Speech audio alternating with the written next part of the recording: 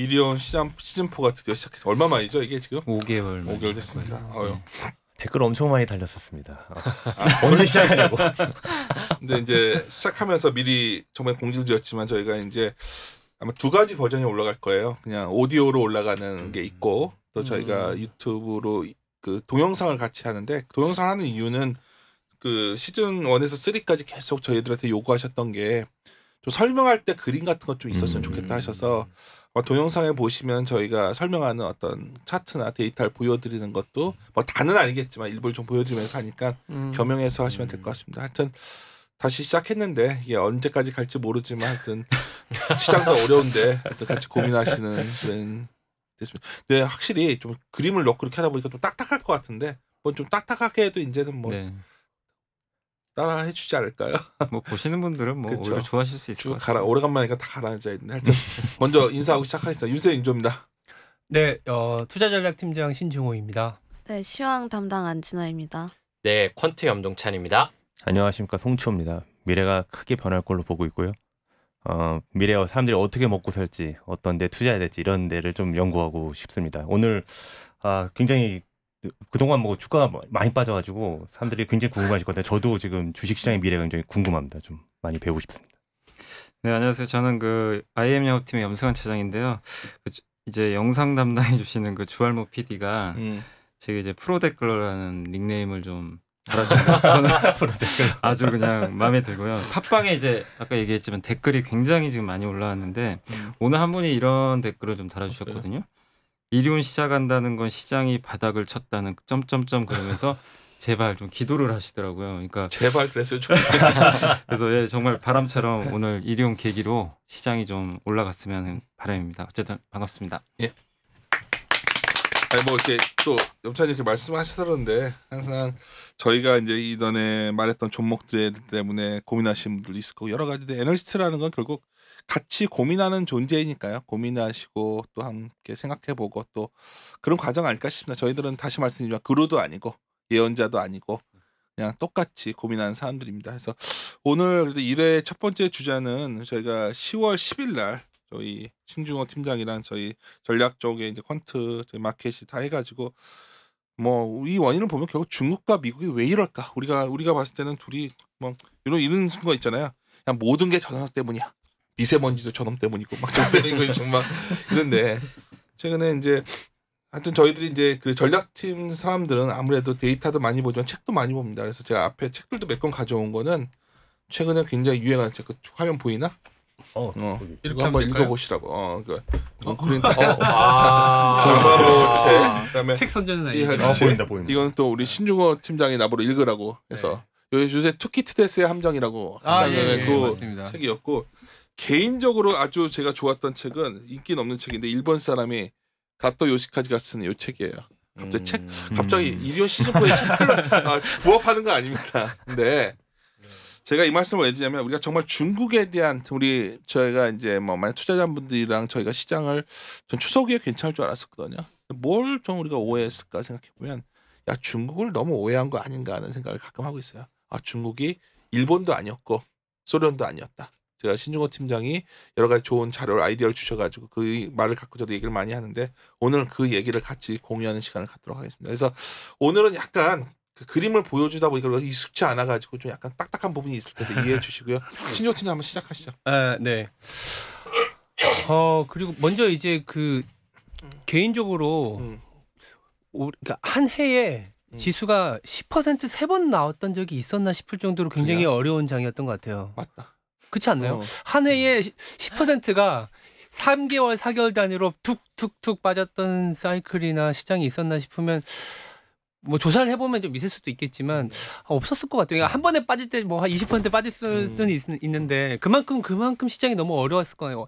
아싸리 처음에 쫙 빠지고 좀 반등이 나오거나 이랬으면 되는데 이 정도 장기 상승장에서도 10% 빠지면은 뭐 바닥이다라는 뭐 그런 것도 있었잖아요. 그래서 좀 어려운 장이었던 것 같고 그거의 큰 원인이 어쩌면 이제 중국하고 미국이 뭐 올해 들어서 좀 많은 갈등을 하고 있고 그게 무역 갈등으로 먼저 조금 나타났는데 저희도 사실은 상반기에는 이제 갈등이 있었을 때 물론 이게 쉽게 봉합할 거란 생각까지는 안 했는데 그래도 서로가 좀 연결되는 게 있으니까 좀 무역 시장을 좀 개방하고 그러면 미국도 일정 부분 조금은 좀 손을 들어주고 그러면 어쨌든 중간 선거라는 게 있기 때문에 미국 트럼프도 너무 일방향의 어떤 그 압박보다는 협력을 통해서 가지 않겠냐라는 게 저희도 생각이었고 또 시장에서도 그렇게 기대하다 보니까 약간 좀 결론적으로 틀렸죠.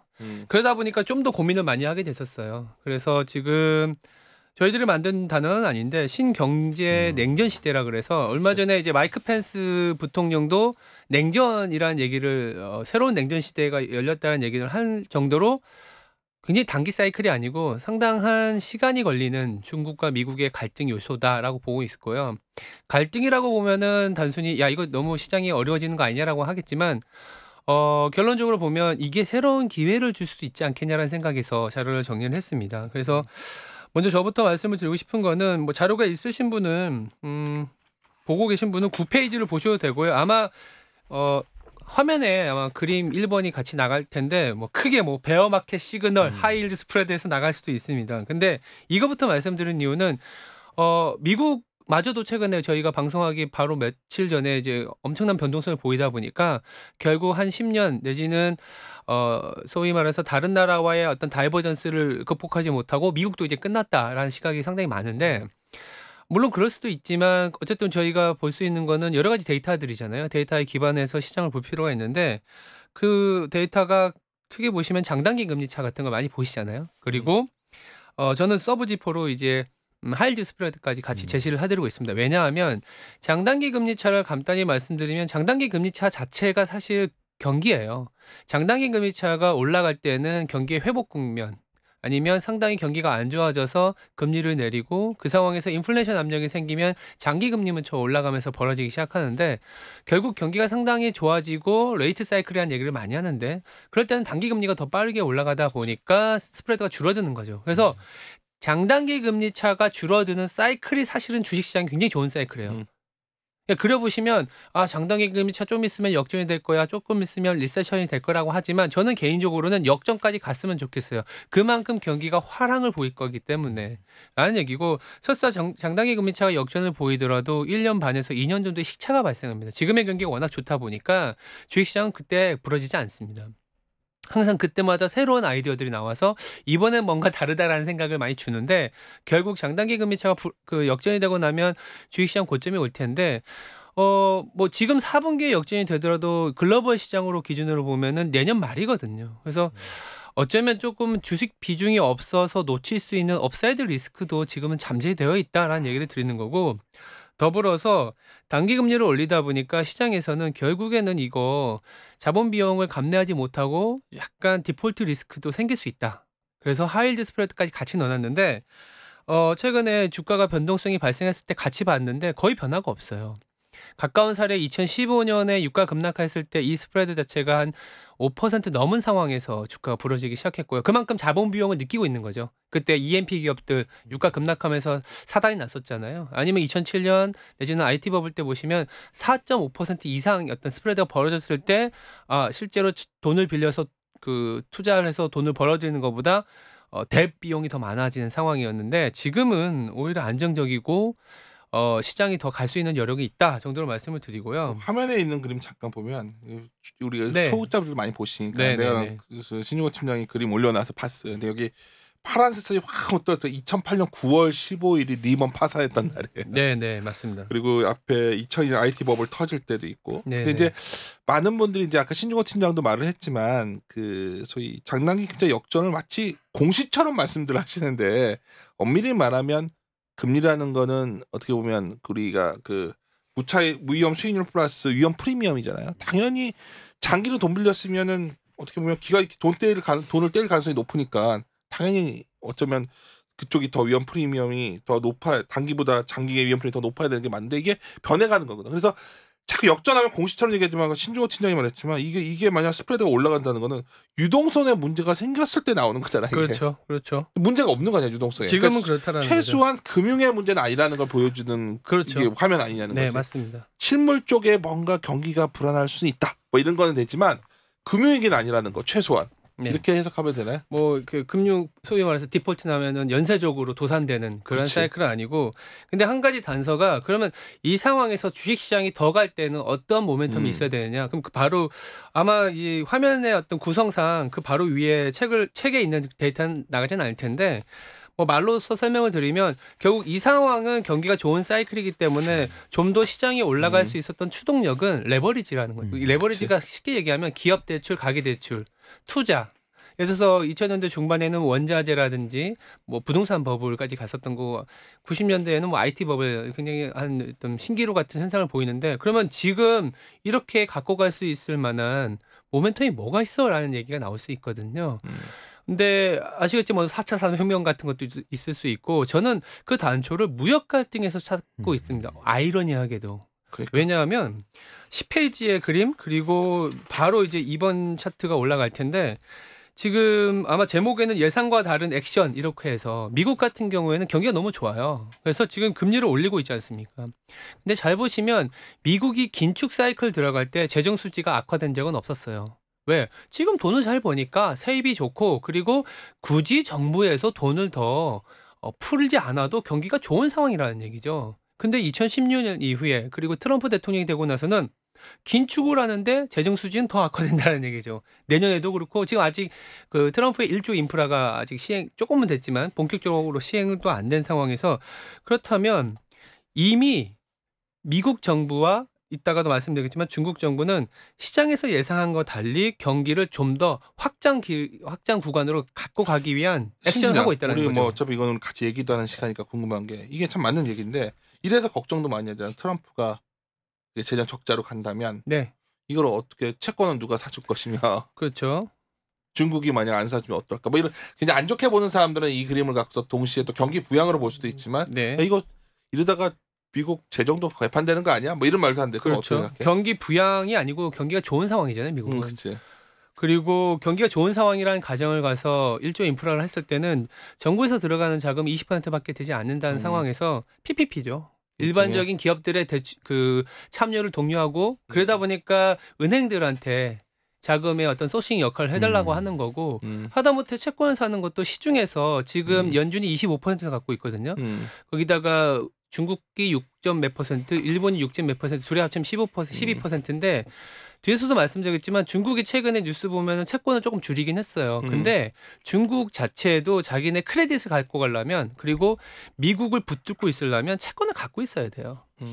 일본이 또 그 역할을 해줄 수 있고 그리고 시장 내에서 소화해줄 수 있고 그래서 저는 그러한 부분들에 대한 판단은 이미 섰기 때문에 시행을 하지 않겠냐라는 생각을 하는 거고 더불어서 이제 그림 8을 보시면 그게 이제 우리 화면에는 지금 그림 따놨을 거예요. 예, 뭐 3번 그림으로 해서 아마 하단에 나갈 텐데 그 1인당 GDP하고 이제 총 대출 부채를 넣어놨어요. 국가별로. 보시면 명확하게 드러나는 거는 사실상 국가가 잘 살수록 약간 부채를 많이 늘리는 사이클로 갑니다. 부채는 우리가 부채라고 해서 얘기가 그렇지 사실은 그로스오의 또 다른 얘기인데 여기 보면 제가 일부러 룩셈부르크 넣어놨거든요. 룩셈부르크 총부채 문제에 대해서 그 누구도 아무도 얘기하지 않아요. 왜냐하면 1인당 GDP가 지금 10만 불이 넘어가는 나라, 즉 자기들이 충분히 감내할 수 있을 만한 소득을 벌어들이고 있으니까 이만큼의 부채도 아무도 얘기하지 않는 거죠. 근데 중국 같은 경우는 1인당 뭐 만 불이 안 되는 상황에서 250%의 부채를 갖고 있지 않습니까? 그러다 보니까 올해 상반기까지 사실 무역 갈등 이슈도 있었지만 이머징 자체 특히 동아시아 쪽의 주식이 별로 안 좋았던 게 디레버리징 사이클이었어요. PPP도 규제하고 인프라에 대한 것도 재개를 좀 안 했었는데 근데 최근에 하반기 들어서 중국이 WMP라고 해서 일종의 그림자 금융을 좀 야기했던 상품이라든지 제도권을 편입하고 그리고 정부 주도의 소위 말하는 인프라도 다시 재개하고 있다라는 거죠. 그럼 이거는 뎁을 늘리는 거거든요. 그러면 예상과 다른 거죠. 그래서 둘 다 그러면 왜 이렇게 양적인 성장을 하기 위해서 소위 말하는 악을 쓰고 있느냐라는 게 아까도 처음에 말씀드렸던 차트 중에 지금 상황에서 뜻하지 않은 레버리지를 일으키는 또 하나의 어떤 모멘텀 아니면 불씨지 않겠냐라는 생각을 하는 거고요. 그게 이제 최근에 나오는 것 중에 무역 갈등이 체제 갈등이 되고 굉장히 조금 뭐 좀 두렵게 얘기하시는 분들은 중국과 미국이 결국 뭐 전쟁까지 간다 뭐 이런 시나리오 하는데 그게 보시면 투키디데스의 함정이라 그래갖고 아까 이 책 아니야 이거 네, 예정된 전쟁에서 나온 나보러 읽어보라고 했던 네. 근데 이제 그 냉전 시대라는 거는 사실은 냉전이라는 거는 전쟁이 일어나지 않는다라는 거거든요. 물론 대리전은 있습니다. 소련과의 냉전에서도 대리전이 한국이라든지 베트남 같은 대리전은 있는데 양 국가가 충돌하지 않는 싸움이에요. 열전이 아니고. 그래서 그리고 뉴욕타임즈에서 왜 굳이 신경제 냉전 시대라 그랬냐면 이제는 예전과 달리 서로가 엉켜 있고 물려 있기 때문에 무역이나 투자나 기술 전쟁을 하면서 양적인 팽창을 가져간다라는 거예요. 그래서 12페이지에 보시면 러시아든 구소련 그리고 일본이든 미국의 패권에 항상 도전을 했었다가 망한 케이스, 망했다고 하면 좀 그렇지만 체제가 조금은 패권국이 아닌 상황이 된 나라들은 대부분이 성장률이 유지가 되지 않고 뚝뚝 떨어지는 사이클을 맞아 들었다라는 거죠. 근데 미국은 언제나 거의 비슷한 사이클 그리고 일정한 수준 이상의 성장률을 가져갈 수 있었기 때문에 체제 안정과 패권국을 유지할 수 있었다는 거죠. 이게 핵심이라는 거죠. 쉽게 말해서 2등국이 미국은 쫓아오면 그쵸. 나머지는 망가지고 지는 평균 성장을 유지했단 말이야. 나쁜 놈들이네. 뭐 그럴 수도 있지만 그만큼 혁신과 생산성 활동을 위한 투자를 지속적으로 가능하게 했다라는 거죠. 그래서 저는 이 보면 중국이 이제 다시 또 패권에 도전한다는 시각에서 보더라도 중국 입장에서도 소련의 사례와 일본의 사례를 알고 있기 때문에 그렇게 되지 않기 위한 노력을 하겠지만 결론적으로는 또 다시 중국이 뭐 일본화되든가 소련화될 수 있는 가능성도 배제할 수는 없습니다. 근데 지금 단계에서는 양적인 팽창을 하려는 게 중국이라고 보고 있는 거고요. 13페이지 보면 그러면 미국 입장에서 중국을 대하는 것도 예전의 소련과 일본하고도 다를 수밖에 없다라는 거죠. 왜냐하면 그림 11과 12에 넣어놨는데 예전의 소련 단계에서는 금융이나 실물로 엮여있는 사이클이 아니었어요. 거기다가 중국은 미국의 거의 채권국이잖아요. 그래서 일방적으로 소련과 대하듯이 이렇게 대하다가는 순망치안이라 그래서 서로가 맞물려서 죽을 수가 있어요. 그래서 중국은 지금 경제로 엮여 있는데 그렇죠. 소련이 엮여 있지 않았으니까 그렇게 그렇죠. 할 수 있었지만 그렇죠. 중국은 서로 떼고 싶어도 뗄 수가 없는 그렇죠. 거지. 경제적인 봉쇄 정책을 해도 됐었는데 지금은 그러니까 저조차도 착각하는 게 야 미국은 중국 없어도 살 수 있어라고 착각을 할 수 있거든요. 이거 봐 중국이 지금 경기가 이렇게 망가지고 있는 상황인데 주가로 보면 이건 나스닥은 다이버전스에서 막 가잖아. 그러니까 중국이 없어도 미국은 살아날 수 있다라는 생각을 하시는 분들도 있고 결국에는 2000년대 초반에 보면 이머징하고 S&P 벌어진 거를 이머징이 위로 붙지 않고 S&P가 밑으로 붙은 사이클로 갈 거야라는 생각을 하시는 분들도 있는데 뭐 그 자체를 부정하는 건 아니지만 어쨌든 미국이 중국을 대하는 방식이 소련하고는 다를 거다라는 얘기를 일단 드리기 위한 전제이고요. 그리고 일본하고도 달라요. 일본은 독일하고 일본 같은 경우에는 군사적으로 거세가 된 상태였기 때문에 핵이 없었어요. 그래서 일본은 미국의 의도를 잘 이행을 했습니다. 뭐 플라자 합의 때는 미국의 채권을 많이 안 사주면서 달러를 약세로 만들어주고 달러가 너무 약세되니까 루블 합의를 통해서 다시 또 미국의 채권 사주고. 우리가 연초에 미국과 중국의 갈등이 생겼을 때 어쩌면 미스했던 부분이 것 같아요. 그러니까 일본처럼 그냥 플라자 합의 비슷하게 좀 강도 좀 쫓아가지 않을까 위안화 강세를 가. 근데 중국은 알고 봤더니 그렇죠. 군사력이 있는 거야. 맞아요. 군사력이라보다는 핵이 있다라는 핵이 거죠. 있는 거. 핵이라는 게 뭐냐면 소련이라는 체제는 미국이 절대로 용납하지 못하는 체제인데 30년을 끌고 갈 수 있었어요. 왜? 핵이 있기 때문에. 그렇죠. 핵 전쟁은 끝. 수정공 효과라 그래서 핵 전쟁이 일어났을 때의 세상을 보면 결국 아무것도 남지 않는다. 그래서 그 갈등을 계속 유지시켜 나가되 아시는 것처럼 소련은 뭐 유가 급락으로 무너졌잖아요. 그리고 일본은 부동산 버블로 무너졌고 그건 중국이 알고 있는 거죠. 그래서 저 차트도 넣었지만 나중에도 말씀드리고 14페이지에는 그래서 미국 같은 경우에는 중국을 어떻게 다루고자 하느냐. 아까 숭망치안이라고 했었는데 오히려 미국은 중국을 대할 때 포용하고 견제 이중 전략을 쓴다라는 거죠. 그러니까 포용은 뭐냐면 경제적으로는 서로가 엮이는 겁니다. 그러니까 MAED라 그래서 뭐 상호 확증 경제 파괴라는 얘기도 하는데 경제적으로 상호 의존이 심화돼 있으면 전쟁을 했을 때 비용이 커지기 때문에 나도 방어하고 너도 나를 공격하기 못하는 그런 전략이고 견제 전략은 아시는 것처럼 최근에 1대1로를 견제하는 거 인도 태평양 비전 이런 거 있었거든요.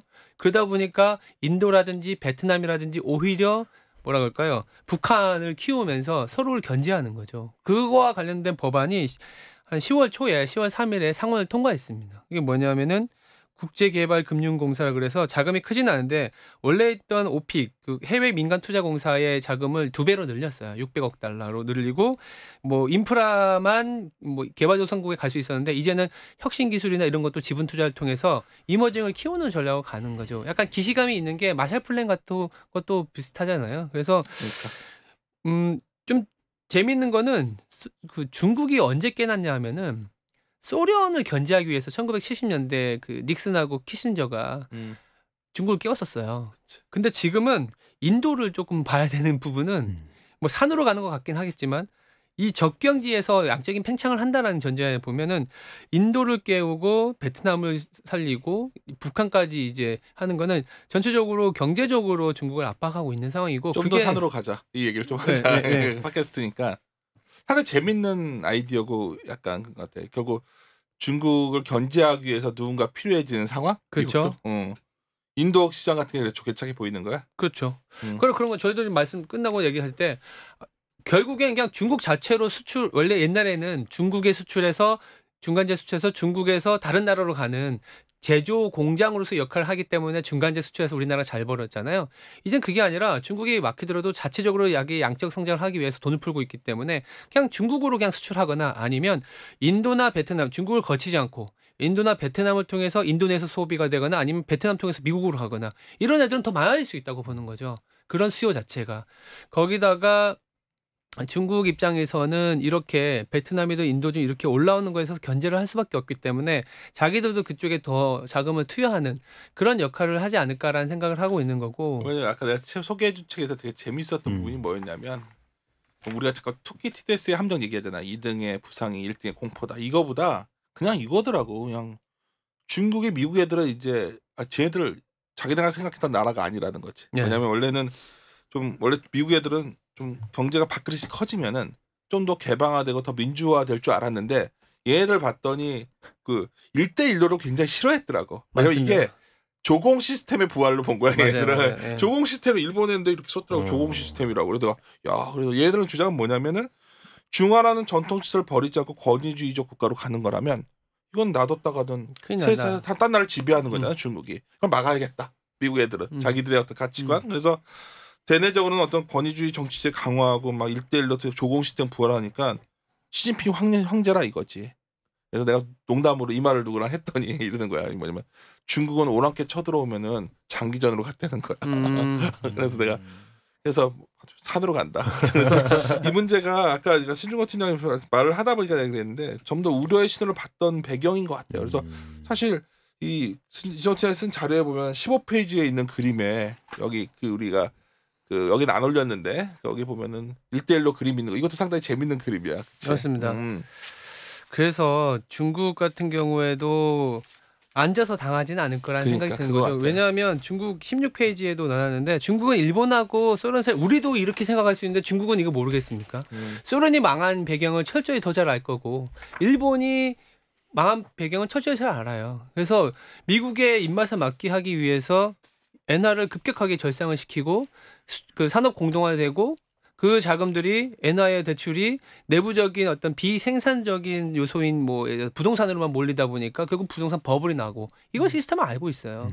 그래서 급박하게 위안화를 절상시키려는 모습도 없을 수도 있고 더불어서 그림 17에도 넣었지만 소련 같은 경우에는 아시겠지만 80년대 유가 급락이 결정적인 어떤 치명타였잖아요. 왜? 유가에 대한 그 산업 의존도가 너무 컸기 때문에. 그러면 거꾸로 어떤 얘기냐면 중국은 지금 국영제나 생산성 낮은 애들한테 돈을 투여해봐야 대비 늘어나는 사이클이기 때문에 오히려 중국 제조업 2025에 대해서는 좀 더 자금을 투여하는 상황이 나와야 되는 거죠. 왜? 걔네들이 그래야 생산성이 있고 자기들 살아나갈 길이니까.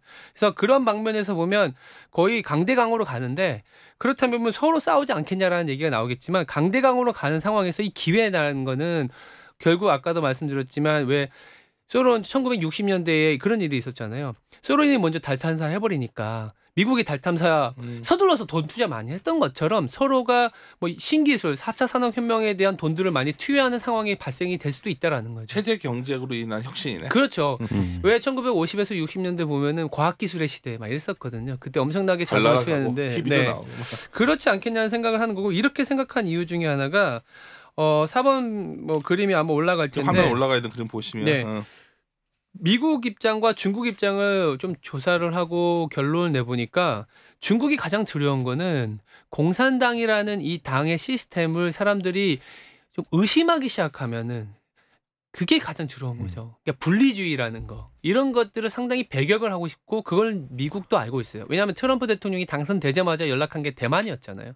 그래서 자꾸 대만을 잡고 늘어지면서 분리주의를 자극하고 이러는 게 사실 미국의 전략이고 더불어서 돈까지 투여하면서 나를 공격하지 못하게 하는 방법. 그 안에 성장이 있다라고 보는 거고 중국 입장에서는 공산당이 생존해서 최고주의 세계관을 공산당 자체가 경기를 굉장히 스무스하게 잘 넘겨서 잘 살게 만들게 되면 사람들의 생각은 어쩌면 공산당의 체제도 나쁘지 않다라는 생각이 들 텐데 그러려면 지금 빈부격차가 심해져 있고 거기다가 분리주의를 배격하기 위해서는 양적인 성장이 필요하다라는 부분이 이런 거야? 뭐 신장, 티벳, 맞죠. 신장 이고로 홍콩 그렇죠. 얘들이 변방의 그 범국들이고 베이징에서 얘를 다스리려면 다시 어떻게든 통제할 수 있는 유일한 방법은 30년 동안 해왔던 경제 성장. 맞습니다. 그러니까 다시 또 이 짓을 한다. 근데 이제 성공할지 실패할지는 사실 모르겠습니다. 거지, 근데 중국이 누구나 예상하든 뎁이 많아서 그냥 어쩔 수 없다라는 상황이 아니고 지금 보니까 오히려 뭐 아예 상황을 뒤집어서 성장의 어떤 기치라고 해야 되나? 그걸 더 올리고 있는 상황이기 때문에 이거에 대해서 좀 기회를 보자라는 거고 그거에 대한 말씀을 좀 드리려고 하고 있습니다. 이 부분 저도 재밌어갖고 요 화면 그림 보면서 네. 얘기하지. 4번 그렇죠. 그림. 4번 페이지잖아요. 이 그림이 참 재밌어갖고 되게 신선하더라고요. 그래서 혼자 곰곰이 생각해봤는데 이런 거 아닐까요? 정리하면은 미국이랑 중국이랑 싸우고 있는데 네. 이제 중국이 예전이랑 다르게 일본이나 과거 일본이나 소련이 갖고 있던 이제 약점들을 이제 강점들을 둘이 갖고 있는 거 다 갖고 있고 얘들 핵도 갖고 있고 경제력도 갖고 있고 그렇죠. 다만 현재 보니까 다이다이 붙게는 약점이 아직 남아 있는 거죠. 그렇죠. 약점이 남아 있는 게 이제 단일 경제 의존도가 있어버리고 그 다음에 현재 그런 상황 아닙니까? 분리주의가 제일 위협이니까. 그렇죠. 분리주의가 네, 있고 맞아요. 그리고 내부에서 깨지고 맞아요. 미국 입장에서 봤을 때는 핵 위험은 없지만 경제가 묶여 있으니까 지금은 어떻게든 거기에 의존도를 줄이는 거 아닌가? 그렇게 해서 이제 말씀하신 게 들어보면 이제 중국은 그래서 혁신을 가는 거고 미국은 거기서 인도를 끼우면서 신흥국을 올려주는 거고. 아니 미국은 이거지. 혁신이 아니라 너희들 그렇게 나바로 말대로 기술 너희들 그냥 ODM 국가로 있어. 네. 저 생산성 있는 그렇죠. 니네가 그렇죠. 원래 2000년대에 컸었던 그 방법대로 그대로 아, 있지. 왜 뭐 니네가 혁신하려고 뭔데 그러냐. 혁신을 이렇게 우리 따라오려고 그래. 근데 강원의 중국 입장에서 보면 알았어요. 우리는 그렇게 할게요. 할 만한 사람이 아니잖아요. 그렇죠. 그래서 왜냐하면 망하게도 못해. 네. 자본시장도 개방 안 돼 있어가지고 어떻게 망하게도 못했잖아. 물론 이제 망하게는 하겠죠. 근데 지금 당장 망하게 할 수는 없다라는 거죠. 미국이 바보는 아니거든요. 그렇지. 근데 나오는 이 양태를 보면 뭐 지금 당장 확 죽여갖고 지금 막 한 큐에 뭘 쇼부를 보자 이런 건 아니라는 거죠. 근데 그 안에서 뭔가 아웅다웅하는 과정이 있을 요 텐데. 화면 그림이 재밌는 게 전 신유 같은 경우에 대만, 홍콩 정상회교라고 적혀 있거든. 얼마나 싫겠어 이게 그러니까. 지금. 대만이랑 정상회교라면 자기 땅이라고 하는데 그리고 내가 농담처럼 하지만 원래 북한도 지네 땅이야 중국 애들은. 근데 트럼프가 가가지고 이제 야 너 우리 같이 해. 북한에 투자할 수 있는 거야 미국 애들이 안 그래? 맞습니다. 그래서 이게 뭐 결국에는 그러면 강대강으로 가는 거 아니냐 막 이렇게 하는데 이 그 예정된 전쟁 같은 거에서 보면 서로가 미세하게나마 양보할 수 있는 당장 그러니까 냉전 체제도 서로가 쿠바 미사일 위기 같은 거 저는 책으로만 봤지만 읽다 보니까 엄청 심각한 위기였거든요. 진짜 터지기 직전이었어. 근데도 그 상황에서도 서로가 좀 양보하면서 질질질 끌고 왔어요. 결국에는 미국이 그렇게 질질질 끌고 가는 상황에서 소련을 붕괴시키는 전력이 있는데 우리가 어떤 생각을 하냐면 야 이렇게 서로 강대강 가는데 남중국해에서 막 당장이라도 막 이렇게 되는 상황이잖아요. 그렇지도 않을 수 있다는 거죠. 사우디 왕자 기자 하나 죽었다고 했는데 그걸 딱 연결고리 약한 고리 건드리니까 사우디를 바로 공격해서 증산하게 만들어버렸잖아요. 유가 안정시켜버렸잖아. 그런 식으로 얼마나 좋아. 저는 개인적으로 어떤 생각을 하냐면 대만과 그 미국 입장에서 대만과 북한의 지렛대가 있는데 분리주의를 자극하면서 비핵화 그럼 니네 둘 중 하나 선택해봐. 너 비핵화 놔둘래? 분리주의 놔둘래? 그러면 분리주의는 용서할 수가 없거든요. 그러면 만약에 이게 더 심화되면 비핵화 북한의 개방은 더 빨라질 수 있다라는 이런 약간 나비 효과도 생각은 합니다. 네, 그렇게도 생각을 하고 아니면 남중국해에서 이 정도의 어떤 갈등 이슈가 더 크게 봉합이 되지 않고 넘어가더라도 뭐 약간 그 뭐 항공모함 같은 것들이 조금 더 뒤로 물러서면 괜찮다 뭐 이런 식으로 나오더라고요. 그래서 남중국해 이슈는 등소평 때도 한 20년 미뤄두자. 그때 가면 괜찮아지겠지. 이런 식으로도 대응을 했기 때문에 너무 좀 뭐 무력 충돌이나 서로가 서로를 미국은 결국 중국을 죽일 거야. 맞습니다. 근데 이게 5년 안에 죽이고 10년 그럼. 이런 한 15년, 20년 더 이상 그 이상의 사이클을 봐야 되지 않겠냐. 뭐라는 거고요. 재밌게도 지금의 사이클이 1945년, 50년하고 좀 비슷한 것 같아요. 뭐 금리의 레벨이나 밸류에이션이나 사회적인 분위기나 아니면 또 다른 미국 일방형의 어떤 체제가 1980년부터 지금까지 한 30년 이끌어왔었거든요. 소련 붕괴하고 일본은 조금 뭔가 올라가다가 붕괴했고 그러면은 90년부터 지금까지는 일극 체제가 굉장히 유지가 됐었는데 거의 한 60년 만에 다시 이극 체제화 되는 상황이기 때문에 뭔가 그냥 경제적으로만 생각할 수 없는 새로운 생상이 좀 일어났다. 약간 변동성도 높지만 그 변동성 이상의 성장성도 나타나는 구간이다라고 보고 있는 상황입니다. 요 자료책에 사실 18, 19페이지는 우리 신중권 팀장이랑 네. 과거에 우리 같이 아주 옛날에 네, 우리 어떤 외국 책을 보고 했던 건데 지금 우리끼리 말하면서 그렇게 이게 한 30년으로 사이클을 보는데 네, 맞아요. 위기 혁신 붕괴라고 그러거든. 위기가 오고 나서 혁신 사이클이 한번 온다 그랬거든. 그게 뭐냐면 막 기술의 발전. 근데 걔네가 보통 굉장히 약간 체제 경쟁일 때 나온다 그랬는데 비슷한 게 있는 것 같아. 맞아요. 이게 이번에 결국은 2차 세계대전 이후에 그때 혁신 사이클에 결국은 소련과 미국의 체제 경쟁 속에서 엄청 기술이 발전했는데 네. 어쩌면 이 기술 발전이 그때는 우주로 가는 거였다면 지금은 4차 산업혁명의 경쟁. 그렇죠. 뭐 이거 갖고 싸우는. 그러니까 미국은 용납이 안 되는 거야. 이 자식들이 그 4차 산업혁명 하는 게 뭐 지금 AI, 그러니까 뭐 5G, 뭐 전기차, 뭐 이런 이런 거. 것들에 대해서 엄청나게 자금을 투여하고 기회를 만들어고 뭐 대체 에너지, 뭐 ESS 이런. 근데 분명히 그 안에서 우리나라는 또 경쟁력 있는 애들이 나오니까 그러니까. 충분히 뭐 해볼 만한 시장이 될 수 있다라는 얘기를 드리는 거고. 20페이지에 넣어놓은 차트도 있는데 왜 이 얘기를 드리냐면은 이게 5번 그림이죠? 우리 아니요. 5번 그림은 아니고요. 그래. 말씀드리다 보면은 차트 타이밍이 될 텐데. 그러니까 지금은 보면 금융위기라는 아주 큰 사건이 있고 나서 연준이라든지 각국의 중앙은행이 자산을 늘렸던 사이클이었잖아요. 그리고 이 2014년부터 연준은 본원통화를 줄이기 시작했어요. 근데 한 2, 3년 전까지만 하더라도 그런 얘기들 많았거든요. 야, 본원통화 차트를 그려놓고 S&P 그려놓으면 아주 그럴듯하게 갔었습니다. 그래서 자산 정상화하고 본원통화가 줄어들게 되면 S&P 뭐 거의 뭐 급락 나온다 얘기했었는데 사실상은 아니죠. 그리고 단기 금리 올리게 되면 유동성이 말라간다라고 했는데 사실상 아니었다라는 거죠. 그래서 가까운 사례는 없는데 40년대에서 50년대 보시면 본원통화 줄이는데 기준금리 올리는 사이클이 있었습니다. 근데 이때 주가가 상당히 좋았어요. 일부러 제가 오른쪽에 뭐 그림 23이나 24를 보면 될 텐데 지금으로 따졌을 때 그때의 주가로 보면은 앞으로 한 5년은 더 장기적으로 갔었던 사이클인데 이거에 대한 어떤 모멘텀이 뭐였냐면 본원통화는 줄어들었지만 대출이 많이 늘어났었거든요. 기업 대출이나 가계 대출 같은 경우. 그러면 지금 대출이 늘어날 만한 사이클이냐라고 봤을 때는 21페이지에 그립 25나 그 다음 페이지에 있는 거 보시면 지금 바젤3이 상당히 잘 이행을 했고 거기다가 이제 화면에 아마 5번 차트가 올라갈 텐데 미국의 예대율을 보시면 지금 75%밖에 안 돼 있어요. 그러니까 이게 진짜 낮은 거야. 그러니까 이제 좋게 이거 보시는 보면. 분들, 그러니까 나쁘게 보는 사람들은 이거 봐 경기가 이렇게나 올라왔는데 대출이 안 나가 있잖아라고도 얘기할 수 있는 거고요. 거꾸로 얘기하면 75%라는 거는 들어온 돈이 100인데 나가 있는 돈이 75잖아요. 네. 그러니까 그 중에 하나가 터진다 하더라도 버퍼가 있는 거죠. 그러니까 금융위기가 아니라는 거예요. 금융위기는 아니고 또 하나 이렇게 해석할 수 있잖아. 투자할 게 없는 거 아니야. 투자할 게 없는데 그치. 투자할 게 없는데 서로가 나 중국몽 해서 중국 제조업 2025 반도체 내수와 한 80% 할 거고 예를 들어서 전기차 뽑아낼 거고 야 그러면 미국 입장에서도 소련에 대한 생각을 하면 야 쟤네 벌써 달나라 갔다는데 이렇게 나올 수 있다라는 거죠. 제 생각에는. 그런데 그게 실질적으로 보시면 나오고 있고 기업 투자로 연결이 되고 있는 상황이기 때문에 이런 어떤 레버리지 사이클이 본격적으로 시작된 거 아니냐라는 생각이 들고 있고요.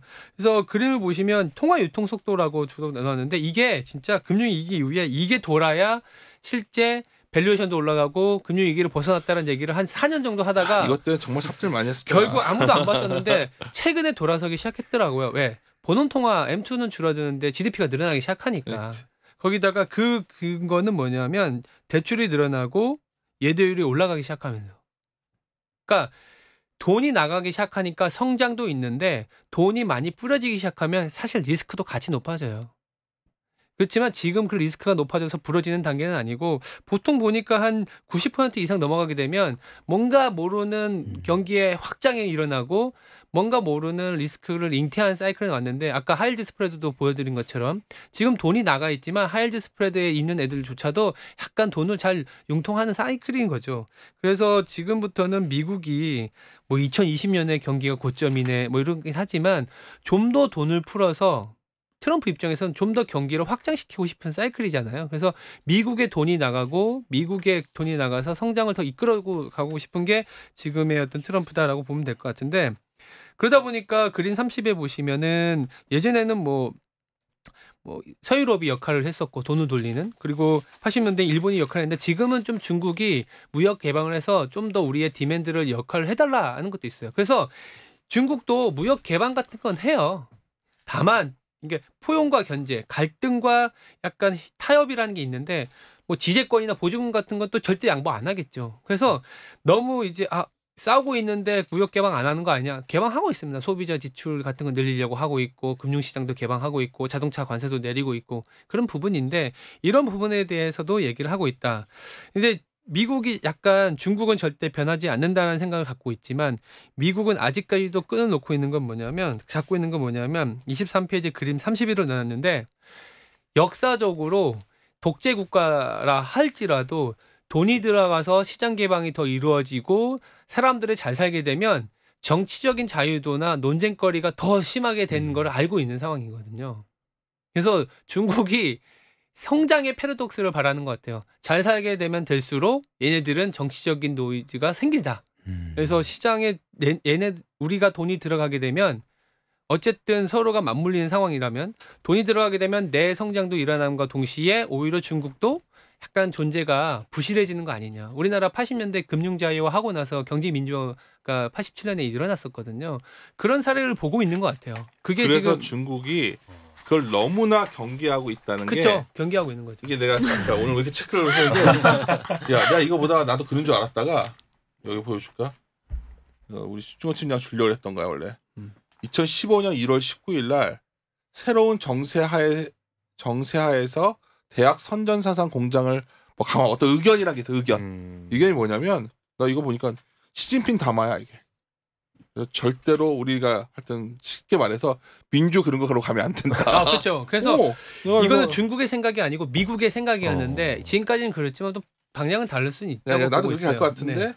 적어도 중국이 굉장히 그거를 두려워하고 경계하는 게 현재 시진핑 집권국. 난 그래서 여기다가 별표해 놓은 거예요. 왜냐하면 나는 시진핑도 되게 우리나라에서 되게 이미지가 좋잖아. 그래가지고 이 사람이 좀 이렇게 할 줄 알았는데 생각한 것보다 강경하게 이걸 자기네 어떤 약한 고리, 그러니까 사회주의가 아까 지키고 싶은 그거를 흔들 수 있는 게 맞습니다. 이거라고 보는 것 같아요. 맞습니다. 그러니까 그래서 생각보다 격렬하게 저항하고 있는 것 같아 미국이. 그러니까 중국이 지금 만만한 거는 아니에요. 단순히 시장을 열었다고 해서 막 외국인 자금이 들어가서 막 판을 치고 이런 건 아니고요.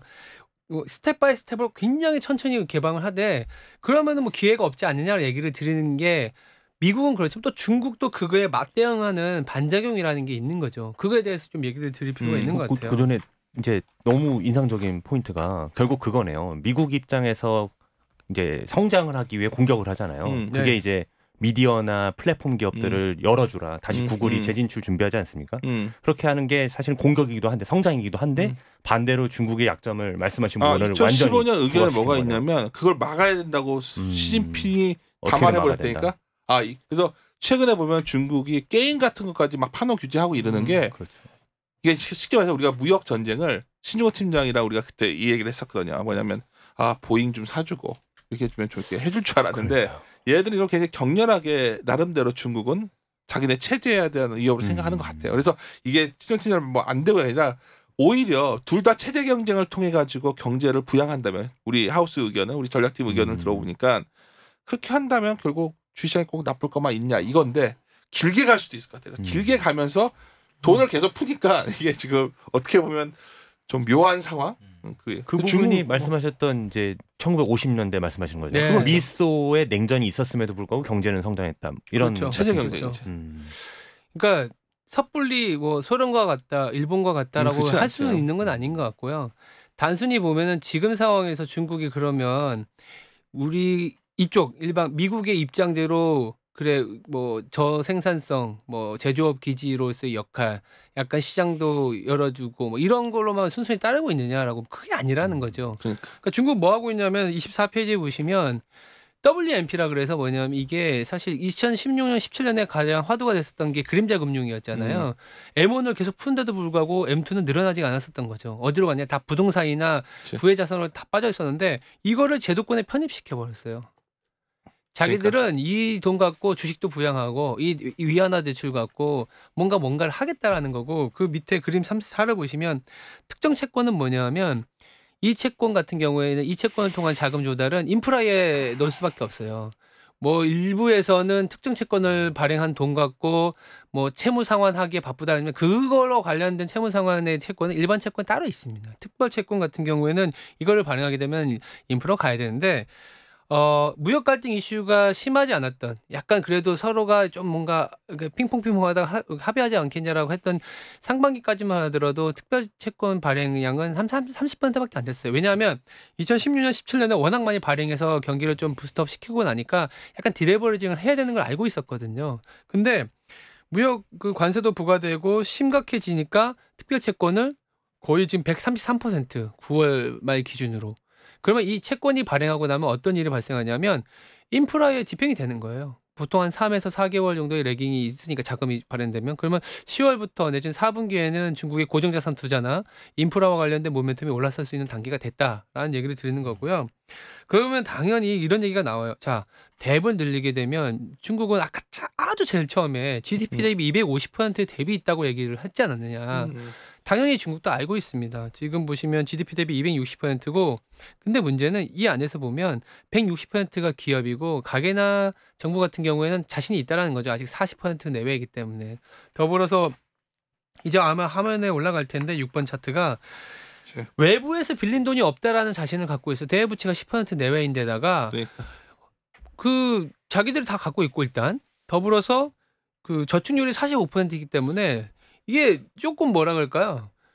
뭐 아까 똑같은 거죠. 가게도 안 터져 저축. 그러니까 지금 당장은 터지지 않는다는 거예요. 그러면 내가 미국이 막 때리고 니네 중국 제조업 2025 하지 말라고 하고 뭐 수출도 안 되고 GDP도 떨어지고 앉은 자리에서 멍하게 있을 수 있는 상황이냐? 야, 난 돈도 빌리지 않았는데 돈 많고 내가 여기다 투자해서 신기술 같은 것도 투자해갖고 내부적인 수요 우리가 그동안에는 중간재를 통해서 미국으로 갔던 수출 수요도 그냥 우리가 그냥 화학이라든지 철강이라든지 이런 거 우리가 필요하면서 거기다 때려 박을 수도 있는 이런 상황이라는 거지. 거죠. 중국이 지금까지는 뭔가 환경도 좀 살리고 싶고 하니까 딜레버리징 하면서 구조조정을 하다가 그런 거 약간 스탑하고 다시 대출 일으키면 우리나라도 나쁠 건 없지 않나? 아닌가?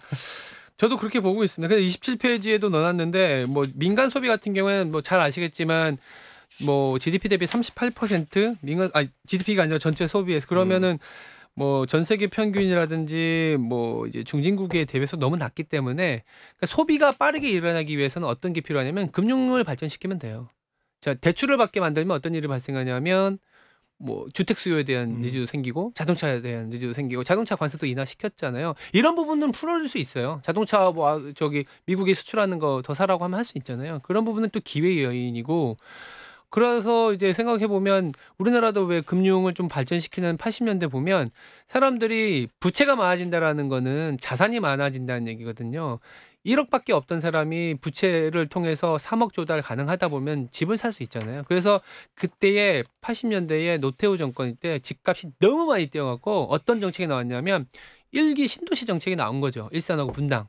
근데 지금 중국도 비슷합니다. 1선 도시 너무 집값이 비싸니까 2, 3선 도시 집을 만들고 있고 뭐 토지 공급도 그러니까 주택 공급도 그쪽으로 많이 해서 그쪽으로의 인프라, 그쪽으로의 주택 건설, 그쪽으로의 어떤 그리드 인프라 같은 것들을 상당히 때려 넣겠다는 게 중국이고 지금 당장은 여력도 있고 옆에서 아무리 공격을 하려고 해도 대외부채도 낮고 뭐 가계의 저축률도 높기 때문에 이 방향성에 대한 베팅은 시장에서도 좀 먹혀들지 않겠냐라는 생각을 하고 있는 겁니다. 그래서 당장은 미국과 중국이 갈등을 보여왔었고 이것 때문에 주가가 상당히 다이버전스가 나고 나빴지만 묘하게도 지금 미국은 올해보다 내년, 그러니까 작년에서 올해 넘어올 때보다 올해에서 내년 넘어갈 때의 성장률은 좀 떨어지는 단계거든요. 달러도 약 좀 목에 차서 이제는 기준금리도 올해는 4번을 봤었지만 작년에 올해에서 내년 넘어올 때 뭐 잘해야 3번 아니면 2번으로 떨어지는 단계이기 때문에 이 타이밍에 중국의 이런 전향적인 스탠스는 뜻하지 않은 업사이드 포텐셜이나 리스크를 만들 수 있다.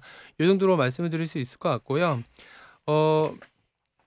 마지막 차트는 7페이지에 7번 차트가 아마 올라갈 텐데 지금 아까 이런 것들에 대한 함축적인 차트가 이 차트라고 보시면 될 것 같아요. 이제 중국의 차이나 모니터리 컨디션 인덱스 같은 경우에는 이제 지준율이나 금리 인하나 어떤 중국 정부의 전체적인 통화적인 스탠스인데 상반기까지 계속 긴축 사이클이었어요. 그러다가 금융 그 무역 갈등이 심화되니까 완화적으로 지준율 내리고 있고 금리 인하까지 내비치고 있지 않습니까? 그래서 이 완화적인 스탠스로 가고 대출이 늘어날 때는 그래도 아주 단기적으로라도 동아시아 쪽도 사실은 원화에 대한 베팅 내지는 전체적인 위안화가 좀 그러니까 시차를 두고 가긴 하겠지만 강세를 보이는 사이클이기 때문에 2018년 굉장히 어려운 사이클이었고 지금도 한치 앞을 알 수도 없는 상황이지만 오히려 중미 무역 갈등으로 인해서 중국이 상당히 많이 투자하는 기업들, 미국이 또 글로벌리 경쟁력이 있는 거 아니면 한국이 경쟁력이 있거나 아예 중국을 들어가거나 아니면 중국이 아닌 애에서 나가는 것들은 동시다발적으로 기회가 생길 수 있는 상황이지 않겠냐 이렇게 말씀드리고 있는 요 그림 상황입니다. 갖고 하나 물어보고 싶은 게 이제 이민에서 금리 인하 가능성 내비치고 하면 네. 신중원 센터를 우리 이런 식으로 해석도 하지만 또 어떤 편에서는 야 얘네들 정말 위안화 어디까지 약세로 가려고 갈 때까지 하는 거야. 뭐 이런 식으로 또 굉장히 부정적인 시나리오를 해석도 한단 말이야.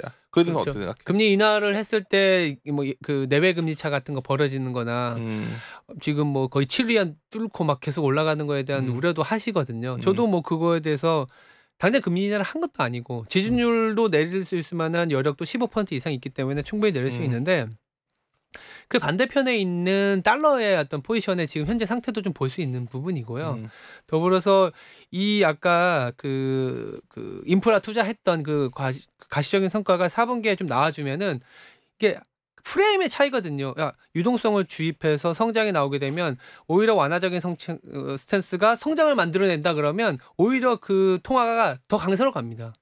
그게 아니라 완화적인 스탠스를 했는데 성장은 더 안 나와. 그러면 완화적인 스탠스와 성장률이 맞물려서 위안화는 더 위로 치는 거고요. 근데 그게 이 어떤 전환기에 지금 있다고 보고 있는데 위안 달러 중에 달러의 기세는 많이 약해졌다고 지금 보고 있어요. 그리고 위안화가 이제는 조금만 강세로 갈 수 있는 사이클이라고 보고 있기 때문에 나도 이거에 대해서 민의 금리 인하한다고 그러니까 이제 사람들은 이거지. 다들 일본 얘기하면서 위안화가 강세로 가야 이게 좀 안정될 것이다.